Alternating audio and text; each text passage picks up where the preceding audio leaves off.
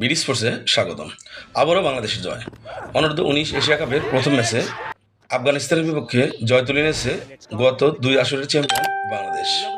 Batting bowling দুই বিভাগেই ছিল দারুণ নিয়ন্ত্রণ। শুরুতেই আফগানিস্তানদেরকে চাপে রেখে ম্যাচ নিজেদের নিয়ন্ত্রণ রাখে যুবারা। বিশেষ করে বোলাররা শুরুতেই উইকেট তুলে নিয়ে আফগানদের ব্যাটিং লাইন আপকে ব্যাকফুটে ঠেলে দেয়। পরে দায়িত্বশীল ব্যাটিং করে জয় তুলে আনে টাইগার যুবারা। টস জিতে ব্যাটিংয়ের সিদ্ধান্ত নেয় আফগানরা। প্রথমে সুবিধা করতে না পারলেও ফয়সাল শিনোজাদের দুর্দান্ত সেঞ্চুরির উপর ভর করে 284 রানের টার্গেট দেয় বাংলাদেশকে। ফয়সাল 8টি 4 ও 4টি ছক্কায় 94 বলে 103 রান করেন।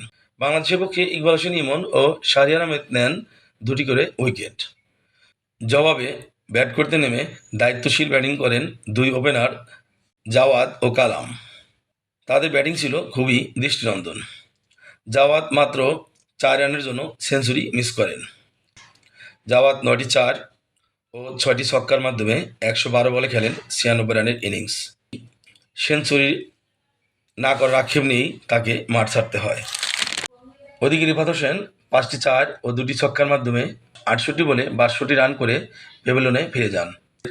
পরবর্তীতে অধিনায়ক আজিজুল হাসান তামিম ও কালাম সিদ্দিকের 65 রানের জুটিতে জয়ের দ্বারপ্রান্তে পৌঁছে যায় বাংলাদেশ। আজিজুল 48 বলে 47 এবং কালাম 36 বলে 29 রানে আউট হলেও শেষের দিকে রিজানের 13 বলে 17 রান বাংলাদেশকে নিশ্চিত জয় এনে দেয়। আফগান বোলার রুহুল্লাহ আরব ও খাতির স্টানিক জাই 2টি করে উইকেট নেন। পরের ম্যাচে কেমন করবে বাংলার যুবারা কমেন্টে জানাবেন প্লিজ। চ্যানেলটি সাবস্ক্রাইব করুন, লাইক দিয়ে পরবর্তী ভিডিওর জন্য অপেক্ষা করুন। আল্লাহ হাফেজ, ভালো থাকবেন, সুস্থ থাকবেন।